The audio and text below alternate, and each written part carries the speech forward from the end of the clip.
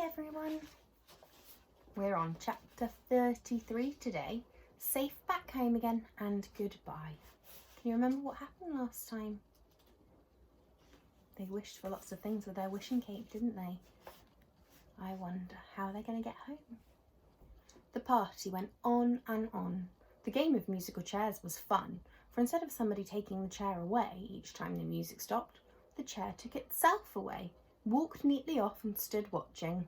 Silky won that game. She was so quick and light on her feet. A big box of chocolates came flying down through the air to her when she sat down on the very last chair and pushed Moonface away. She was delighted.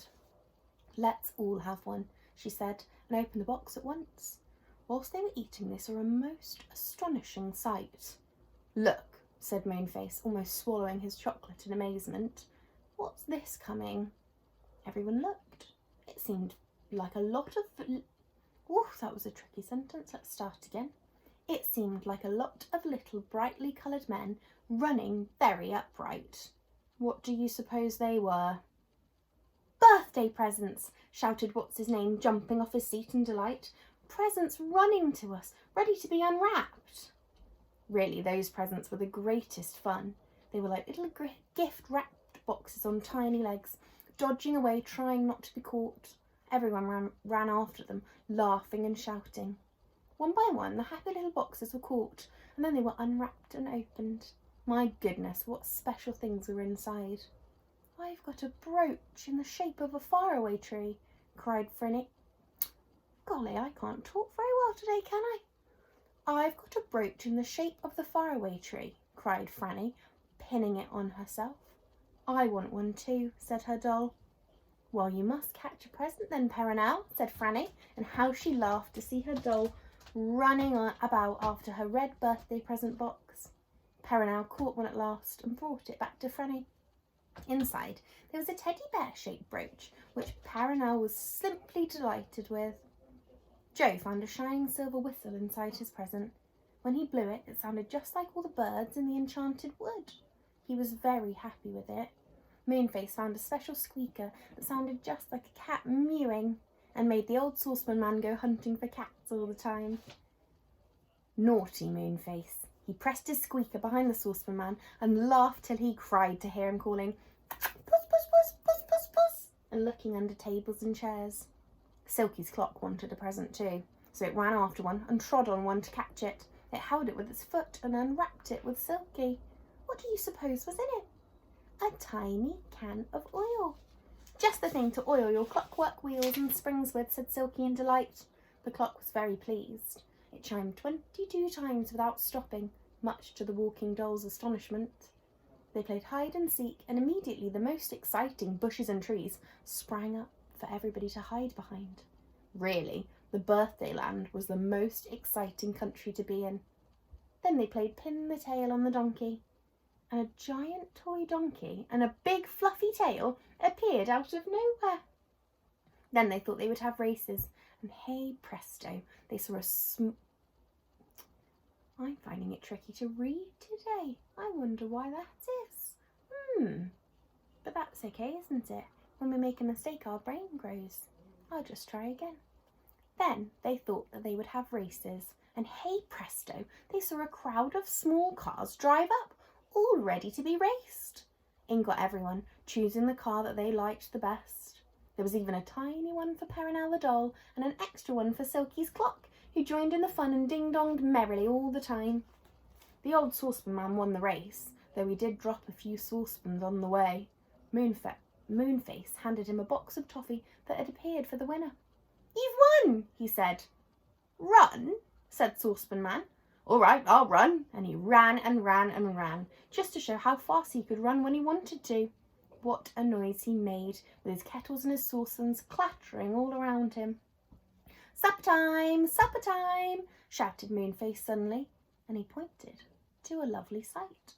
About 100 toadstools had suddenly grown up, and appearing on them were jugs of all kinds of delicious drinks and cakes and fruit. Smaller toadstools grew beside the big ones. "They're for seats," cried Silky, sitting down on one and helping herself to some acornade. "Ooh, if lemonade is made with lemons, what could acornade be made from? I think you're right. I'm hungry. Come on, everyone. Beth flew down from the air. She did love flying.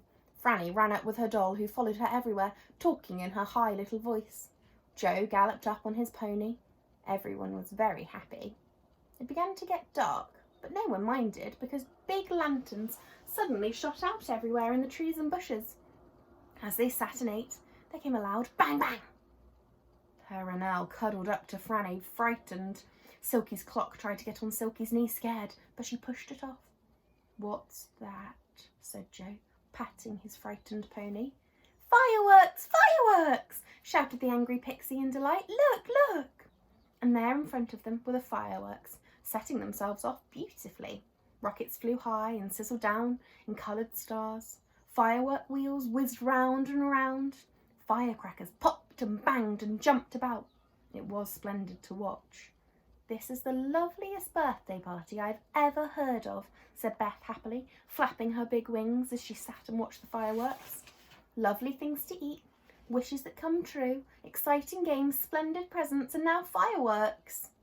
"We do have to go home at midnight," said Moonface, pushing away Silky's clock, which was trying to sit on his toadstool with him. "How shall we know when it's midnight?" said Franny, thinking it really was time her doll went to bed. They knew all right, because when midnight came, Silky's clock stood up and chimed loudly 12 times, because midnight is 12 o'clock.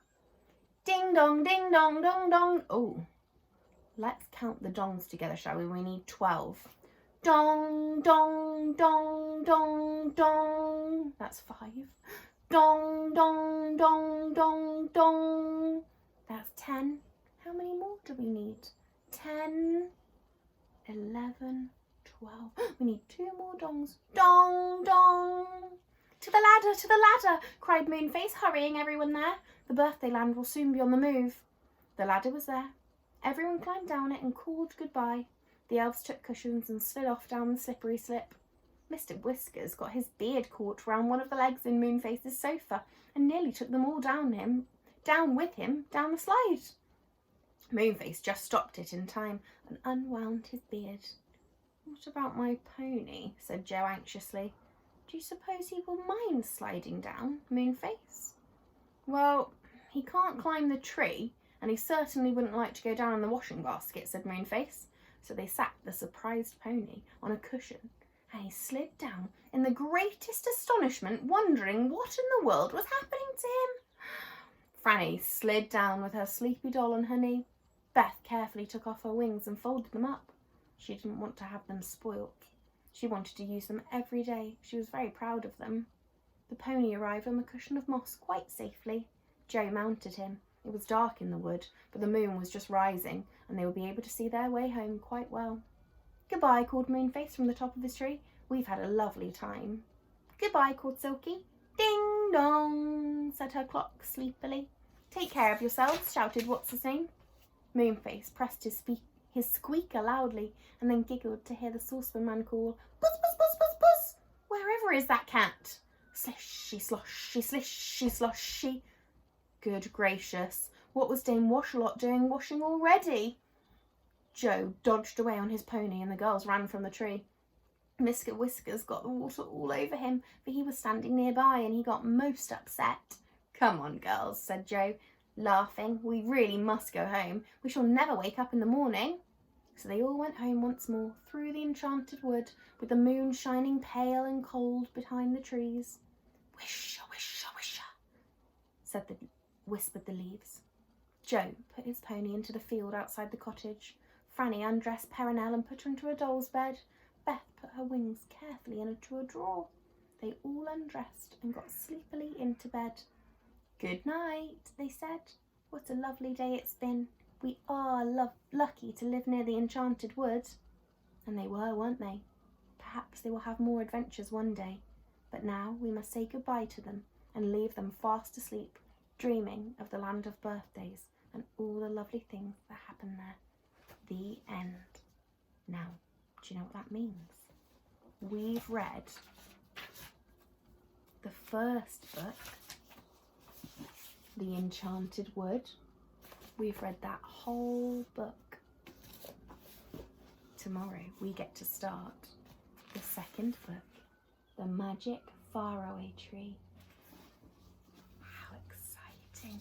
I wonder what might be different in this book. Chapter 1 is called Rick Comes to Stay. Rick. I wonder who Rick might be. Have a think and see if you think anything will be different in this new book. See you tomorrow. Ooh. There we go.